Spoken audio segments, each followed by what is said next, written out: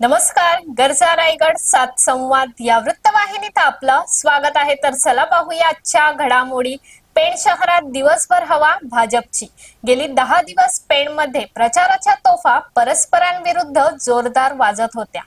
हल्ल्यावर प्रतिहल्ले होत होते. सर्वसामान्यांना वाटले होते टक्कर काटेकी होगी, परंतु तसे न होता आम्ही पेणकर विकास आघाडीचे सर्वेसर्वा शिशिर धारकर यांनी सोशल मीडियावर आपण काही प्रमाणात कमी पडलो आहोत अशा प्रकारची पोस्ट टाकून एक प्रकारे माघार घेतल्याचं चित्र सर्वसामान्य पेणकरांमध्ये चर्चेचा विषय झाला. त्यामुळे त्याचा परिणाम मतदानावर होऊन शिशिर धारकर यांनी प्रचार सभेमध्ये मोठ्या प्रमाणात केलेल्या चिखलामध्ये कमळ कळत न कळत फुलून गेला. एकंदरीत कालपर्यंत निकाल कुणाच्या बाजूने लागेल याविषयी चर्चांना उधाण आलेला असताना आज दुपारपासून एकतर्फी निकाल भाजपच्या बाजूने लागेल असे लोक बोलू लागले. तसेच भाजपने ग्रामीण भागातील आपले ठेवणीतील नेते मंडळी शहरात उतरवून एकदम निकालाचा रंग बदलला.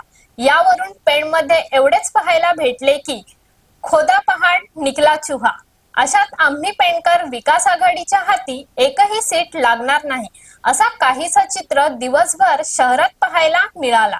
शेवटी आकडेवारी हातात आली तेव्हा एकूण मतदानाच्या 65% वोटिंग झाली होती.